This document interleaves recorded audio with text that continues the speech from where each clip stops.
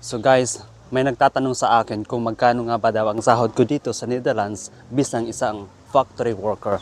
Guys, actually guys, yung sahod ko dito is minimum po dito sa Netherlands. So, hindi ko na po sa i-reveal kung magkano nga ba yung kabuuan ng sahod ko. Basta ang sahod dito sa Netherlands is 13 point something or 63 point has 13.63 po yun pong sahod dito per hour po. So, yung nagsasabi sa akin na i-reveal ko yan. So, yun lang po guys, hindi ko po i-reveal yung buo kasi nga baka may magti-trigger na naman. Basta kasabihin na hambog ko, ganyan ang sahod ko, ganyan. So, ito lang sabihin ko sa inyo guys ha. Basta ang sahod dito is 13.63 per hour dito sa Netherlands. So, pero guys, yung 13.63 po, minimum lamang po yan per hour sa mga normal po na manggagawa. Kahit anong klaseng trabaho guys is ano lang po, especially na trabaho ko sa factory or sa mga horika o sa mga restaurants, yan, mga ganyan. So, 13.63 per hour. Pero pag ikaw ay may posisyon guys, ikaw ay team leader, ikaw ay machine operator o may profession ka dito sa Netherlands, mas malaki po yung sasahurin mo per hour dito. So, kung gusto niyo po mag-hunt, so maghanap kayo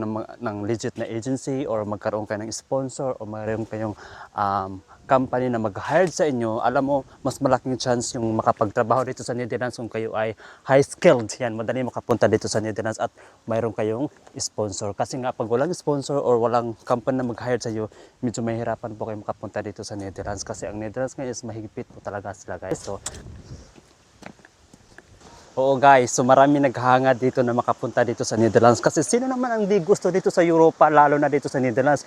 Tingnan nyo naman, napakaganda, napakaswerte ko kasi nakapunta nga ako dito sa Netherlands at higit sa lahat guys, yes, cost of living dito sa Netherlands is medyo mahal po talaga guys, is medyo may kamahalan dito sa Netherlands ang cost of living, pero parang balance na rin, okay yung sahod at saka yung cost of living is parang mahal, parang pantay lang talaga guys kahit saan tayo magpunta guys. Ayan, so dito sa Netherlands is pang dito ka is para sa akin guys ha, para sa aking experience na to is ang swerte ko kasi nakapunta ako dito sa Netherlands. Sana kayo guys makapunta din kayo dito one day.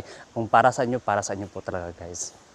Alam niyo ba guys, ang swerte-swerte ko po nga talaga kasi sino namang hindi suswertehin, andito ako sa Netherlands. So sa lahat po nagbabalak na mag-abroad guys, ayan, sana makahanap kayo ng agency na legit, magkaroon kayo ng sponsored at higit sa lahat magkaroon kayo ng company na mag-hire sa inyo guys. Kasi pag andito ka sa Netherlands, do cost of living dito mahal, pero pag nandito kayo sa Netherlands guys, napakaganda po talaga ng lugar na to. Sa lahat na napuntahan kong Europa guys, ito talaga ang pinaka-best na country na napuntahan ko, ang Netherlands. At luckily dito pa ako nakatira. Kaya thank you guys and God bless po sa inyo.